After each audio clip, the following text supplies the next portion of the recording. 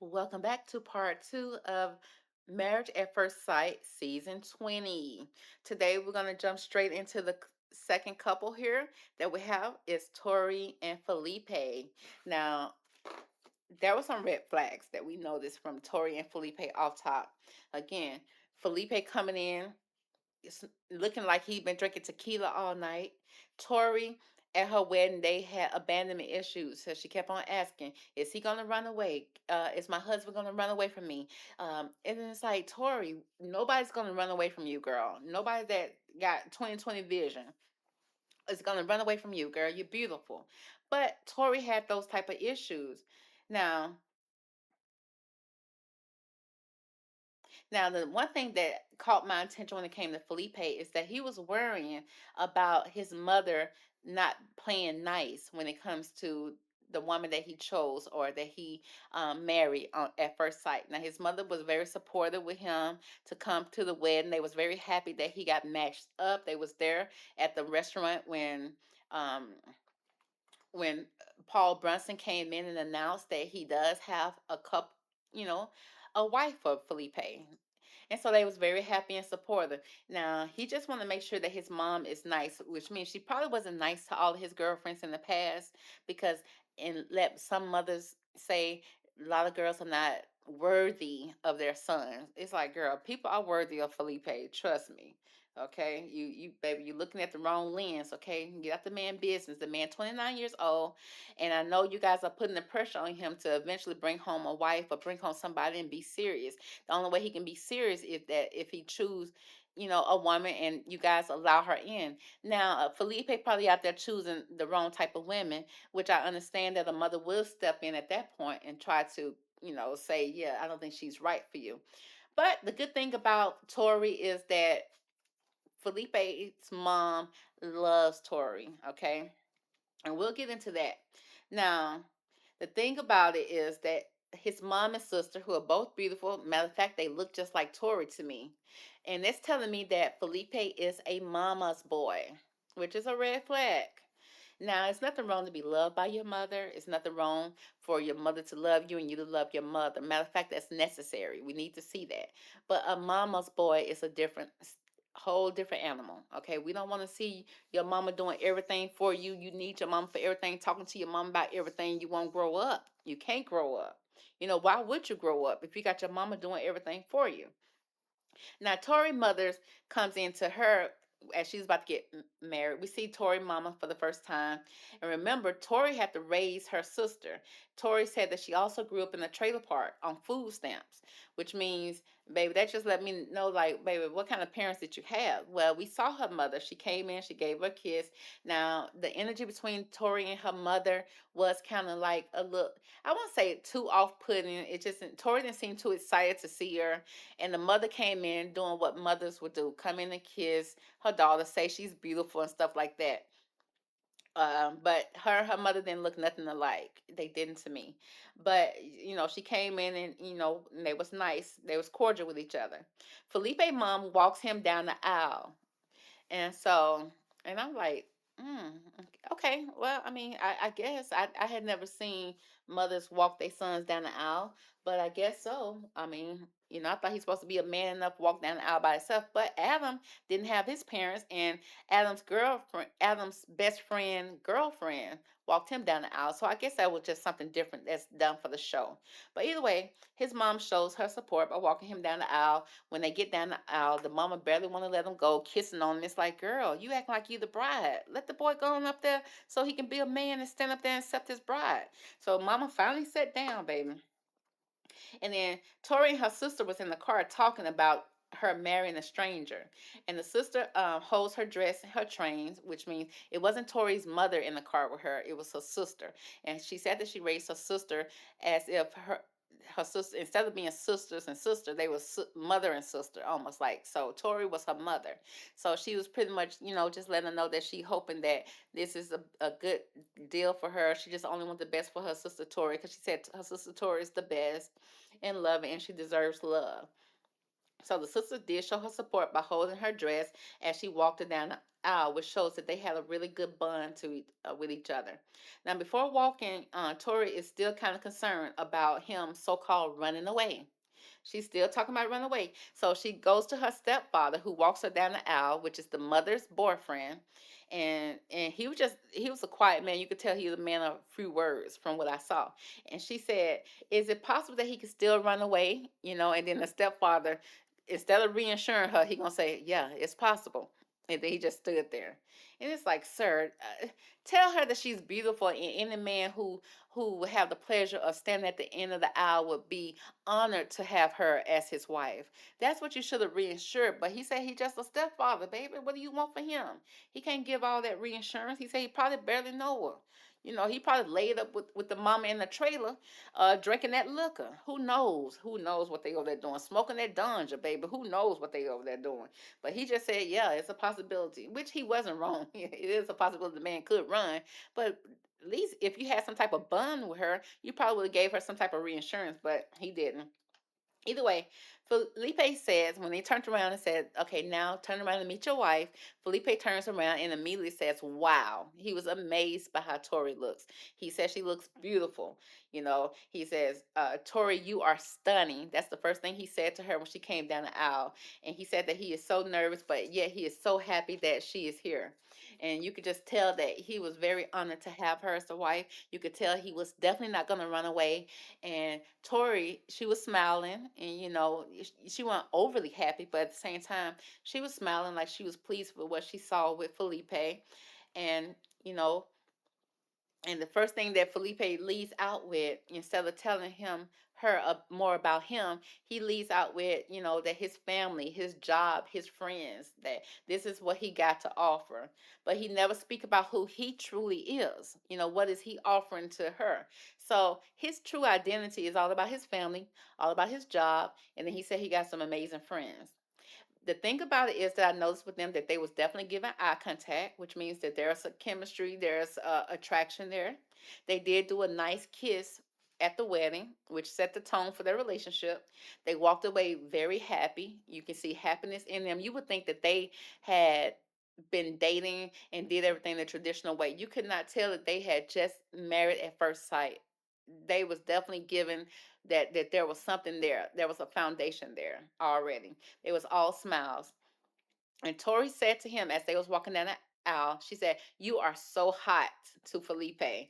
And so I thought that was so cute. I thought that, they set a good tone with each other. I felt like, they have a foundation here. And you can even tell that, when they had the reception, you would actually think that they, again, were a solid couple that dated for years, planned the whole wedding, knew each other family, because they really got along exceptionally well at the wedding and at the reception. And so I was very impressed. So let's move on to the next couple. We have Mecca and BelleJolie. And I like her name, BelleJolie. It's so cute. And then we have Mecca. When I first saw them, I initially knew this is a perfect couple. They look so much alike. They can look like sisters and brothers, baby. We need to make sure who is Bella Jolie's daddy. Make sure it ain't Mecca's daddy. Okay. And then where Mecca that mama is. Make sure, baby, she ain't got no long lost daughter out there. But either way go, they again initially very much a beautiful couple.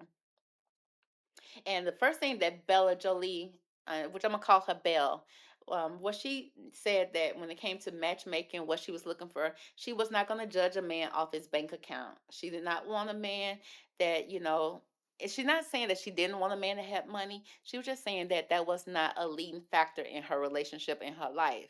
And I'm like, oh, that's okay, girl. You get a broke man, you'll start requesting that he have something going on in his life, baby, because that struggle love is not cute. And baby, it only lasts for about a week before it be too much of a struggle, baby, and a roller coaster. Baby, you be at the clown factory, baby. You be at the circus.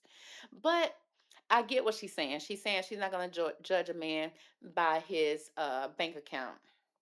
And I see why. Because she teaches dance, she a makeup artist, she does music. So she over there one of those type of people. She a starving artist. Now she could be making a lot of money off things because she said that she writes songs and makeup artists. I know that they make money when they do have bookings, but nobody's looking for makeup artists every day, all day. And then she also um has a dance teaches dance as well. So, and I know dance teachers don't make a whole lot because regular teachers don't make a whole lot. So I guess she feel like she's not going to judge him off his bank account because she don't want to be judged off her bank account, baby. Okay, so and that's someone that's trying to look for equally yoked. She ain't trying to look for a millionaire, even though she got the youth, the looks, the body to go for one. That's not what she's looking for. So she actually really is looking for love. She says that her mother was dancing pregnant in the club with her, and that's her best friend. Now I was like, not mama, hoochie mama, not mama, one of them type of mamas that's out there pregnant in the club, baby. I just picture ghetto-fied mama, just ghetto-fied to the T. But either way it go, she when we met her mother's, especially as of today, she's not that type of woman. You could tell that she's more sophisticated. At least that's the look and the image that she gave us when we met her. Beautiful woman. So, for her to lead out and say that her mom was dancing in the club with her pregnant, okay, now because BelleJolie don't got no kids, so that means that she's saying her mama was pregnant in the club. I'm like, girl, so that's a miss. That's an issue right there, off top. But either way it goes, she said that's her best friend. That's all she got. She said that she met her dad at the age of 20. And then she said once she met the dude, honey, the first thing he asked for was a DNA test. Even though she 20, he ain't got to pay no child support. He ain't got to do none of that. That man said he still need a DNA test. And BelleJolie said, he really didn't need no DNA test because they look just alike in her mind. But the man said he still wanted one. So she got the DNA test, and I guess it still proved that he was the father. But I guess they didn't maintain that relationship because he was not at the wedding with her to walk her down the aisle. Now Mecca has a very sad story. Um, he said the first thing he said when he came to his matchmaker is that he wanted to have somebody that could serenade him to sleep, sing him to sleep, almost like a lullaby girl. He wanted somebody to sing him to sleep, which is so cute because that's exactly what BelleJolie does. She's a singer, she's a songwriter, so she said that she can sing him to sleep. That's not a big deal. That's done. Check it off the list. But that also let us know that okay, for him to be want to be sung to sleep, that's a metaphor to me that he wants a mother figure. He wants somebody to, that's something that a mother would do, sing her baby lullabies to soothe him to sleep. And sleep is a precious thing that you must have. And sleep comes with peace. And so it's that made me sad just even think about that he's looking for somebody that can bring peace into his life and bring a foundation of love and comfort to him, something that he never had because he never felt love from a female properly. He started off saying that his mother abandoned him at a young age. It's so sad. It abandoned him at a young age, and then his father went and remarried, and she, which was his stepmother, also took the two kids that the father had with them, and she left.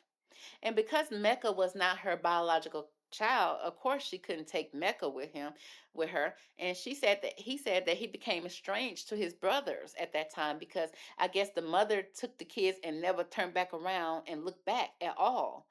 And when I say mother, I mean his stepmother because his mama been gone. She been gone.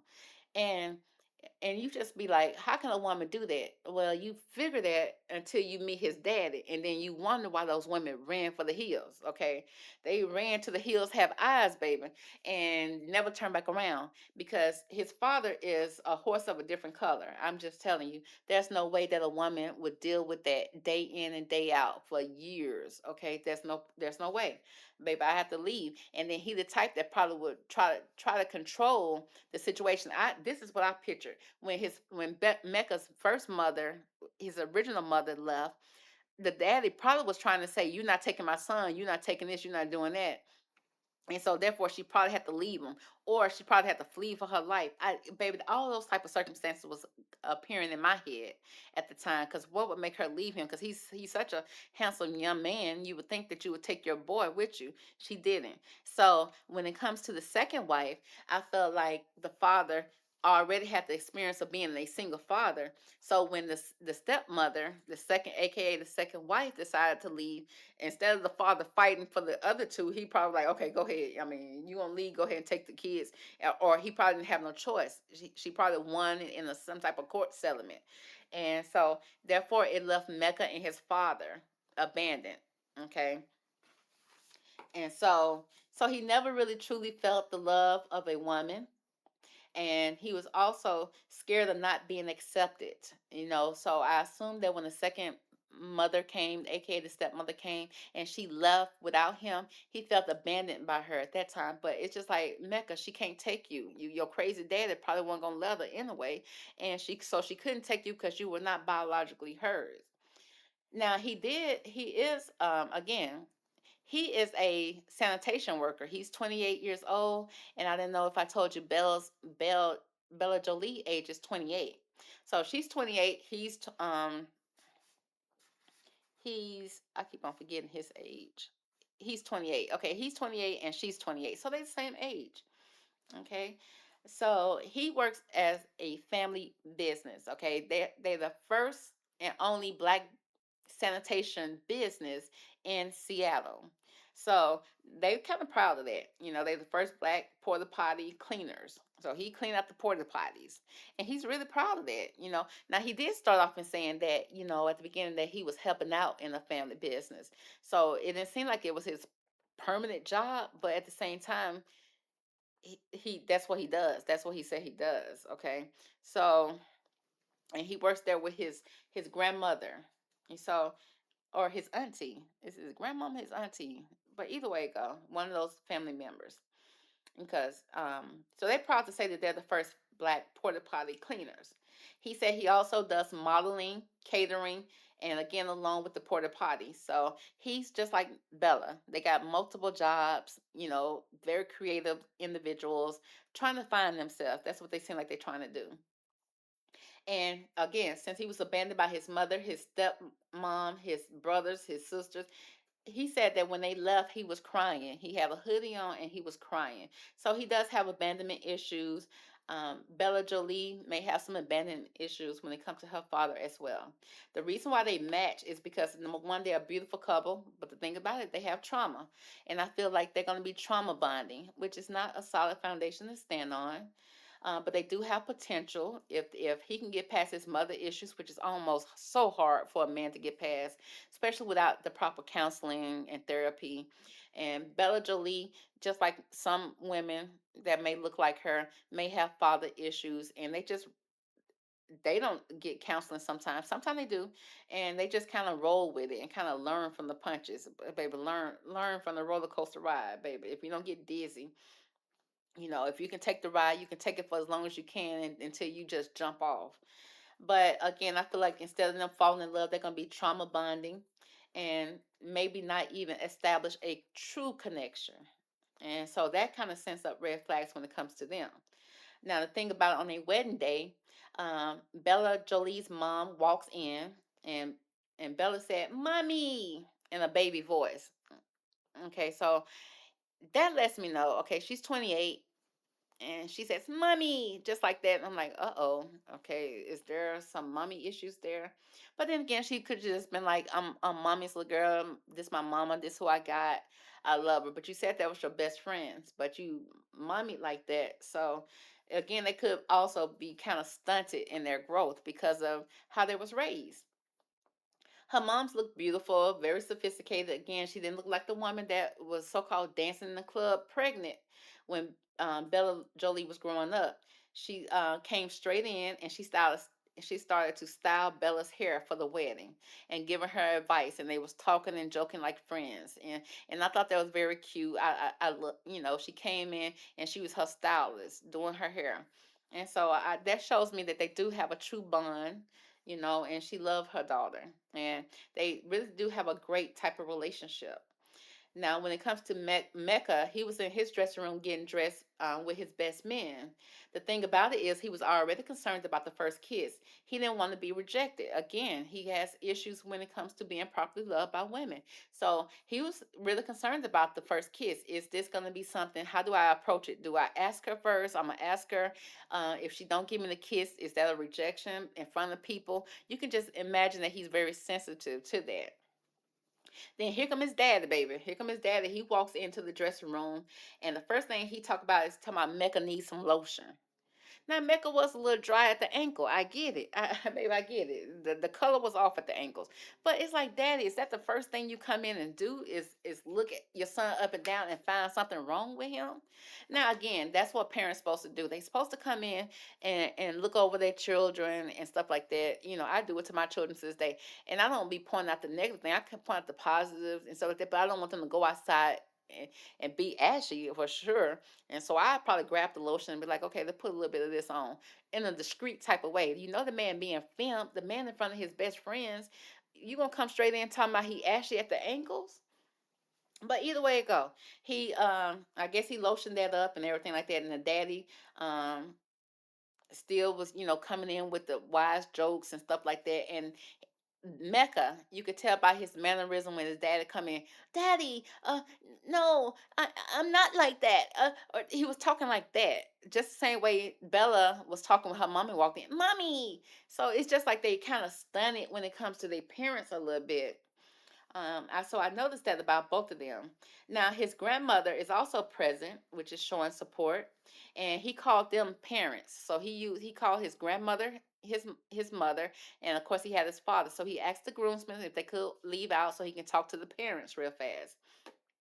And so the first thing he did was what anybody would do. He asked his grandmother and his father, "What are some good advice you can give me to start my relationship or my marriage out on the right foot?" And then the mother or the grandmother said, she said, "Make sure that you have communication. Make sure you communicate. You discuss everything. You talk things out." And then the dad gave the worst horrible advice all day and all night. So he was talking about the kids. He was like, if she, uh, what he say? If she, if she gives you tongue, she's sprung. If she gives you cheek, she's weak, or something like that. He said. He said. Belle said that she loves to kiss, but will not be kissing on the wedding. That's what Belle already said. Belle already telling everybody that she ain't gonna kiss on the wedding. So as we can see already that this train wreck already ready to be derailed before they even met. The daddy already giving him wrong advice, and then even the grandma said when he said, if she don't kiss you on the wedding day, because y'all just met, that's not a bad sign. It's just that she don't know you. And the dad was like, nah, nah. If she give you cheek, that's weak, baby. If she give you tongue, then she's sprung. And he's like, that's not true, because the lady wouldn't be sprung because she just not meeting your son. So you're not giving good advice at all. But then again, this is the father who had two women run for their life, run for the hills to get away from him. So Belle again, she said that she wasn't gonna definitely wasn't gonna kiss on the wedding day, and she was gonna give him, tell him to kiss on the cheek. Now, in theory, that may have been cool, like in theory, but for the simple fact that you haven't met him and you don't know him, you in front of your mommy, so you don't want to do too much. I get it, but in reality, you are marrying at first sight. This is somebody that's going to be your husband. You skipped all the necessary things, the dating and courtships and all that type of stuff. You went straight to the big leagues, and which is marriage. Why would you come to your own wedding and not fully commit to everything, aka a kiss?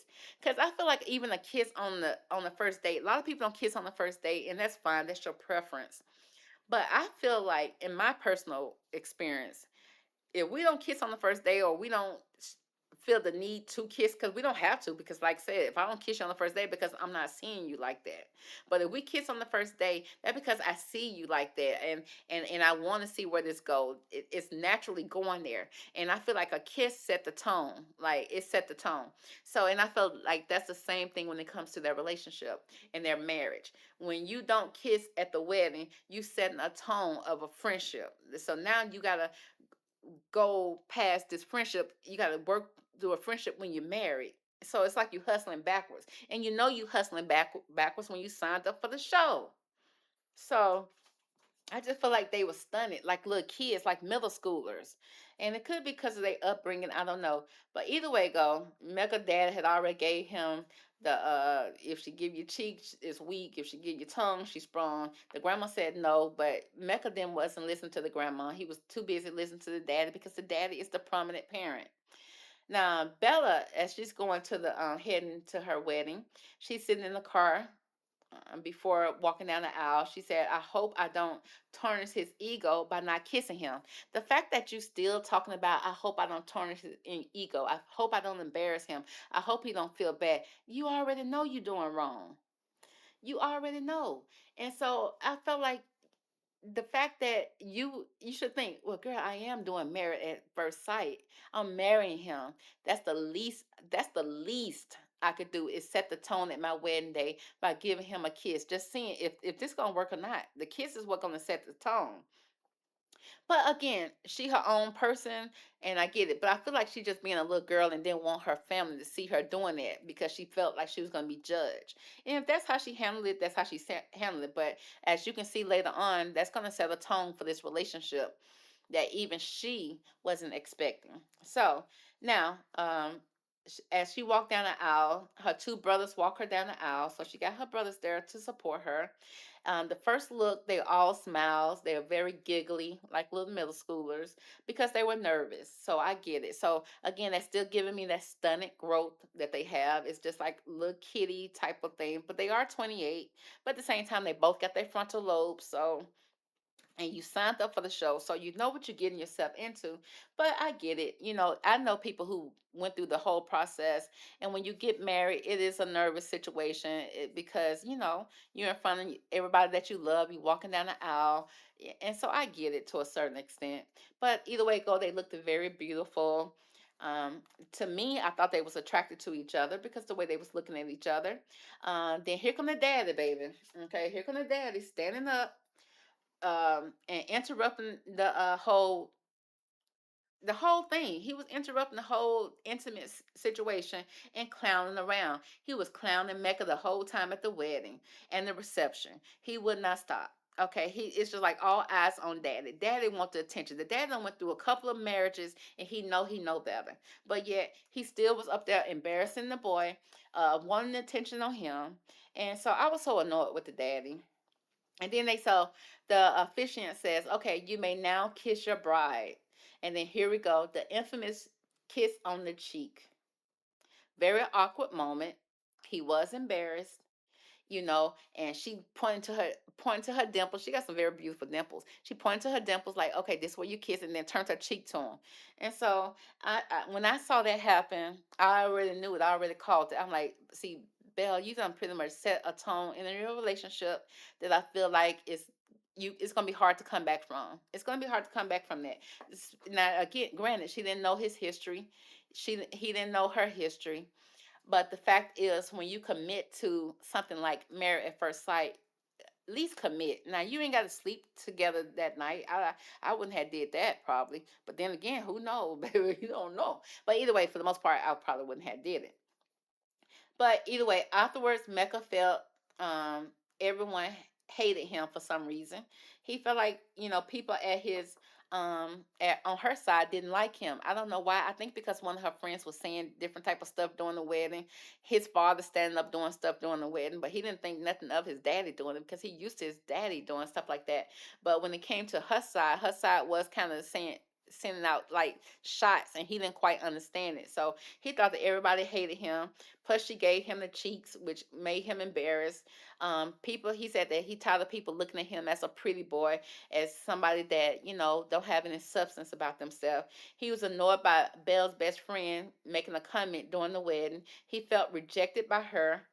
And then he kept on bringing up the kiss. He brought up the kiss to his best friends. His best friends were saying,